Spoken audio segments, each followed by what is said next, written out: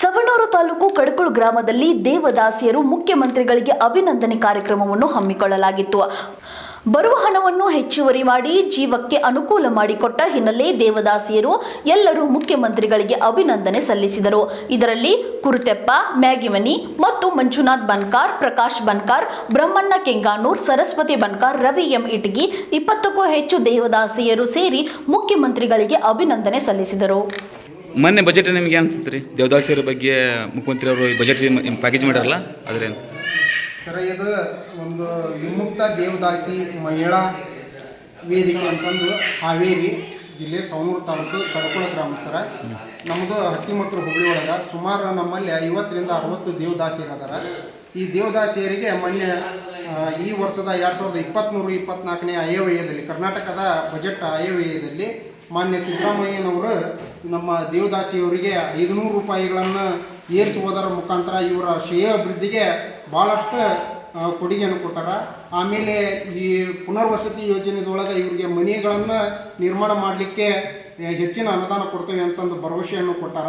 ಇದೇ ರೀತಿ ಇನ್ನು ಉಳಿದಂಥ ಒಂದು ದೇವದಾಸಿಯರಿಗೆ ಇನ್ನೂ ಬೆರಳೆಣಿಕೆಯಷ್ಟು ದೇವರ ದಾಸಿಯರದಾರ. ಆ ದೇವದಾಸಿಯರಿಗೂ ಸಹಿತ ಇನ್ನು ಮುಂದೆ ಈ ದೇವದಾಸಿಯನ್ನು ನಿರ್ಮೂಲನೆ ಮಾಡೋಂಥ ವ್ಯವಸ್ಥೆ ಆಗಬೇಕು. ಈ ಒಂದು ಉದ್ದೇಶದೊಳಗೆ ಉಳಿದಂಥ ದೇವದಾಸಿಯರಿಗೆ ಸರ್ಕಾರದಿಂದ ಅವ್ರನ್ನೂ ಸಹಿತ ಗುರುತು ಮಾಡಿ ಅವ್ರನ್ನೂ ಸರ್ವೆ ಮಾಡಿ ಆ ಉಳಿದಂಥ ದೇವದಾಸಿಯರಿಗೆ ಸೌಲಭ್ಯವನ್ನು ಸರ್ಕಾರದಿಂದ ಒದಗಿಸ್ಕೊಡ್ಬೇಕಂತಂದು ನಾವು ಈ ಮೂಲಕ ಮಾನ್ಯ ಸರ್ಕಾರದ ಮುಖ್ಯಮಂತ್ರಿಯಾದಂಥ ಮಾನ್ಯ ಸಿದ್ದರಾಮಯ್ಯ ಸಾಹೇಬ್ರವರಲ್ಲಿ ವಿನಂತಿಪೂರ್ವಕವಾಗಿ ಕೇಳ್ಕೊಳ್ತೇವೆ ಸರ್. ಅವರು ಮತ್ತೀಗ ಬಜೆಟಿನಲ್ಲಿ ಏನು ಮಾಡ್ಯಾರಲ್ಲ, ಹ್ಞೂ ಸರ್, ಅದು ನಿಮಗೆ ಅತೃಪ್ತಿ ಅನಿಸುತ್ತಾ?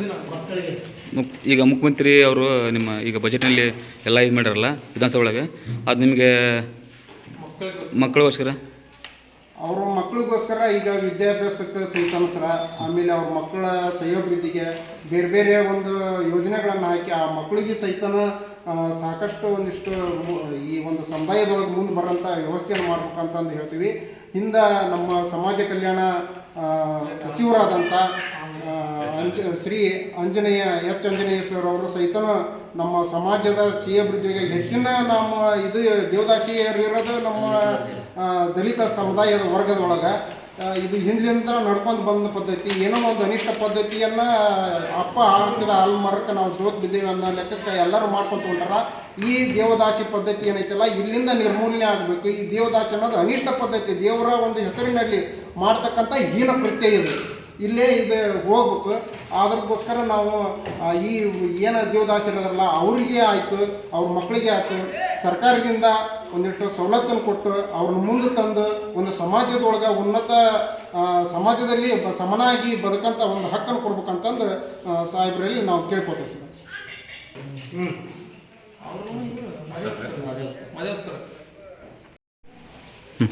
2023 ಮತ್ತು 24ನೇ ಸಾಲಿನ ಮನೆ ನಡೆದಂಥ ಬಜೆಟ್ಟಿನಲ್ಲಿ ಹೆಚ್ಚು ಕಮ್ಮಿ ಇದು ಒಂದು ನಮಗೆ ಅನಿಷ್ಟವಾಗಿರ್ತಕ್ಕಂಥ ಒಂದು ಪಿಡುಗು ಈ ದೇವದಾಸಿಯರು ಬಿಡ್ತಕ್ಕಂಥದ್ದು. ಆದರೂ ಸಹ ಮಾನ್ಯ ಮುಖ್ಯಮಂತ್ರಿಗಳಾದ ಸನ್ಮಾನ್ಯ ಶ್ರೀ ಸಿದ್ದರಾಮಯ್ಯನವರು ನಮ್ಮ 500 ರೂಪಾಯಿ ಪಿಂಚಣಿಯನ್ನು ಜಾಸ್ತಿ ಮಾಡಿಬಿಟ್ಟು ನಂತರ ಅವರಿಗೆ ಪುನರ್ವಸತಿ ಕಾರ್ಯಕ್ರಮ ಅಡಿಯಲ್ಲಿ ಆಯವ್ಯಯಗಳನ್ನು ವಿವರಣೆ ಮಾಡಿದ್ದಾರೆ. ಹಾಗಾಗಿ ಅವರಿಗೆ ಮಾನ್ಯ ಮುಖ್ಯಮಂತ್ರಿಗಳಿಗೆ ನಾನು ತುಂಬ ಧನ್ಯವಾದಗಳನ್ನು ತಿಳಿಸ್ತೇನೆ. ಹಾಗೆ ಈ ಒಂದು ಪುಸ್ತಕವನ್ನು ಪ್ರಕಟಣೆ ಮಾಡಿರ್ತಕ್ಕಂಥ ಶ್ರೀ ಎಚ್ ಆಂಜನೇಯ ಅವರು, ದಾವಣಗೆರೆ ಜಿಲ್ಲೆ ಎಚ್ ಆಂಜನೇಯ ಅವರು ಸಹ ಒಂದು ದೇವದಾಸಿಯರಿಗೆ ಹೆಚ್ಚಿನ ಒಂದು ಸವಲತ್ತುಗಳು ಸರ್ಕಾರದಿಂದ ಸಿಗಲಿ ಅಂತಕ್ಕಂಥ ಒಂದು ದೃಷ್ಟಿಯಲ್ಲಿ ಅವರು ಸಹ ಒಂದು ಪ್ರಯತ್ನ ಮಾಡಿದ್ದಾರೆ. ಅವರನ್ನು ನಾವು ಪೂರ್ವಕವಾದ ಧನ್ಯವಾದಗಳು. ಸಮಾಜ ಕಲ್ಯಾಣ ಅಧಿಕಾರಿಗಳ ಸಮಾಜ ಕಲ್ಯಾಣ ಸಚಿವರಾಗಿರ್ತಕ್ಕಂಥ SC ಮಾದೇಪ್ಪನವರು ಸಹ ಈ ಒಂದು ದೇವದಾಸಿಯರ ಬಗ್ಗೆ ಭಾಳ ಹೆಚ್ಚಿನ ಒಂದು ಕಾಳಜಿಯನ್ನು ವಹಿಸಿ ಅವರಿಗೆ ಪಿಂಚಣಿ ಹಣ ಮತ್ತು ಪುನರ್ವಸತಿ ಸೌಲಭ್ಯಗಳನ್ನು ಸಹ ನೀಡಲಿಕ್ಕೆ ಅವರು ಸರ್ಕಾರಕ್ಕೆ ಒಂದು ಅನುಮೋದನೆ ಮಾಡಿದ್ದಾರೆ. ಅವರಿಗೂ ಸಹ ಅವರು ಪೂರ್ವಕವಾದ ಅಭಿನಂದನೆಗಳು ಸಲ್ಲಿಸ್ತಾರೆ. ಅಭಿನಂದನೆಗಳು. ಸಣ್ಣ ಬಣಕಾರ ಸಾಕಿನ ಪಡ್ಕೋಳ ಪಗಾರನ ಹೆಚ್ಚಿಗೆ ಮಾಡ್ಯಾರ, ಮನೆ ಸೌಲಭ್ಯನೂ ಕೊಟ್ಟಾರ. ಅವರಿಗೆ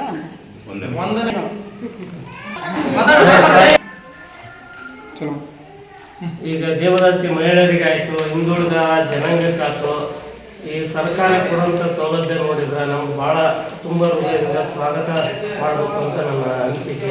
ಈ ಸರ್ಕಾರ ಹಿಂಗೆ ಮುಂದುವರಿಬೇಕು. ಮಾನ್ಯ ಮುಖ್ಯಮಂತ್ರಿಗಳಾದಂಥ ಸಿದ್ದರಾಮಯ್ಯ ಸಾಹೇಬರು ಹಾಗೂ ಎಸ್.ಸಿ. ಮಾದೇವಪ್ಪನವರು, ಆನಂತರ ಪ್ರಿಯಾಂಕಾ ಖರ್ಗೆ ಇವರು ಒಳ್ಳೊಳ್ಳೆ ಇದನ್ನು ಮಾಡಿ ನಮ್ಮ ಜನಾಂಗಕ್ಕೆ, SC ಜನಾಂಗಕ್ಕೆ ಒಂದು ಒಳ್ಳೆ ಸೌಲಭ್ಯ ಇದೇ ರೀತಿಯಾಗಿ ಸದಾಶಿವ ಆಯೋಗದ ಒಂದು ಜಾರಿ ತಂದ್ರೆ ನಮ್ಮ ಜನಾಂಗಕ್ಕೆ ಇನ್ನೂ ಒಂದು ಅನುಕೂಲ ಆಗ್ತೈತಿ. ನಾವು ಮೊದಲು ಬೇಡಿ ಕೇಳ್ತಾ ಇರೋದಂದ್ರೆ ಅವ್ರನ್ನ ಕೈ ಮುಗಿದು ಬೇಡಿ ಕೇಳ್ತಾ ಇದ್ದೀವಿ. ಸದಾಶಿವ ಆಯೋಗನ ಜಾರಿಗೆ ತಂದ್ರೆ ನಮ್ಮ ಮಕ್ಕಳಿಗೆ, ನಮ್ಮ SC ಜನಾಂಗದ ಮಕ್ಕಳಿಗೆ ಒಂದು ಒಳ್ಳೆ ಸೌಲಭ್ಯ ಸಿಗ್ತೈತಿ. ನಮ್ಮ ಹೆಸರು ಹೇಳಿ ಯಾರ್ಯಾರು ತಗೊಂತಾರ, ಆದ್ರೆ ಮೂಲ ನಿವಾಸಿಗಳಾದಂಥ ನಾವು ಮಾದಿಗರಿಗೆ ಯಾವುದೇ ರೀತಿ ಒಂದು ಕೂದು ಹೇಳಿ ಎಷ್ಟು ಸೌಲಭ್ಯ ಸಿಗ್ತಾ ಇಲ್ಲ. ಆದ್ರೆ ಇದು ಏನೋ ಒಂದು ಎಚ್ ಆಂಜನೇಯರ ಒಂದು ಪರಿಶ್ರಮದಿಂದ ಅವ್ರಿಗೆ ಸಹ ಅಭಿನಂದನೆ ಸಲ್ಲಿಸ್ತಾ ಇದ್ದೀನಿ. ಅವರ ಒಂದು ಪರಿಶ್ರಮದಿಂದ ನಮ್ಮ ದೇವದಾಸಿ ಮಹಿಳೆಯರಿಗೆ ಮತ್ತೆ 500 ರೂಪಾಯಿ ಜಾಸ್ತಿ ಮಾಡಿ ಅವ್ರ ಪುನರ್ವಸತಿಗೆ ಅವ್ರ ಮಕ್ಕಳಿಗೆ ಸಹ ಒಂದು ಒಳ್ಳೆಯ ಅನುಕೂಲ ಮಾಡಿಕೊಡಕ್ಕೆ ಒಂದು ಶಿಫಾರಸು ಮಾಡಿ ಅವ್ರ ಮುಖಾಂತರ ಮಾನ್ಯ ಶ್ರೀ ಸಿದ್ದರಾಮಯ್ಯ ಸಾಹೇಬರು ನಮ್ಮ ಜನಾಂಗಕ್ಕೆ ಒಂದು ಒಳ್ಳೇದು ಮಾಡಿದ್ದಾರೆ. ಅದ್ರ ಜೊತೆಗೆ ಉಪಮುಖ್ಯಮಂತ್ರಿ ಆದಂಥ DK ಶಿವಕುಮಾರ್ ಸಾಹೇಬರು, ಆನಂತರ ಗೃಹ ಸಚಿವರಾದಂಥ G. ಪರಮೇಶ್ವರ್ ಅವರಿಗೂ ಅವರೆಲ್ಲರಿಗೂ ಸಹ ನನ್ನ ಅಭಿನಂದನೆಗಳನ್ನು ಸಲ್ಲಿಸ್ತಾ ಇದ್ದೀನಿ. ನಾನು ಮೊದಲು ಕೇಳ್ತಾ ಇರೋದಂದ್ರೆ ಸದಾಶಿವ ಆಯೋಗ ಜಾರಿಗೆ ಬರಬೇಕು. ಅದನ್ನೊಂದು ತಾವು ಶಿಫಾರಸು ಮಾಡಿ ಕೇಂದ್ರಕ್ಕೆ ಕಳಿಸಿ ನಮ್ಮ ಜನಾಂಗಕ್ಕೆ ಒಂದು ಉದ್ಧಾರ ಮಾಡಿದ್ರೆ, ಆನಂತರ ಇದು ದೇವದಾಸಿ ಪದ್ಧತಿನ ನಿರ್ಮೂಲನೆ ಮಾಡಿಸ್ಬೇಕು. ಈಗ ಅವ್ರ ಮಕ್ಕಳು ಕೆಲವೊಂದು ಅವ್ರ ತಾಯಿಗಳು ಹೋಗಿರ್ತಾರ, ಅವ್ರ ಮಕ್ಕಳು ಅದಾರ, ಅವ್ರ ಪರಿಸ್ಥಿತಿ ನೋಡಿದ್ರೆ ಬಹಳ ಅಧೋಗತಿಗೈತಿ. ಅಂತರಿಗೆ ಸಹ ಅವ್ರನ್ನೆಲ್ಲರನ್ನು ಗುರುತಿಸಿ ಇಡೀ ನಮ್ಮ ಕರ್ನಾಟಕ ತುಂಬ ಗುರುತಿಸಿ ಅವರಿಗೆ ಸೌಲಭ್ಯ ಒದಗಿಸಿಕೊಡ್ಬೇಕು ಅಂತ ಹೇಳಿ ನಾನು ತಮ್ಮಲ್ಲಿ ಸರ್ಕಾರದ ಜನರಿಗೆ ಸರ್ಕಾರ ನಡೆಸುವಂಥ ಸಿದ್ದರಾಮಯ್ಯ ಸಾಹೇಬ್ರನ್ನ ನಮ್ಮ ಜನಾಂಗದ ವತಿಯಿಂದ ನಾನು ಅಭಿನಂದಿಸ್ತಾ ಸ್ವಾಗತ ಕೋರ್ತಾ ಅವ್ರನ್ನ ನನ್ನ 4 ಮಾತುಗಳನ್ನು ಮಾತಾಡೋಕೆ ಅವಕಾಶ ಕೊಟ್ಟು ಅಭಿನಂದಿಸ್ತೇನೆ.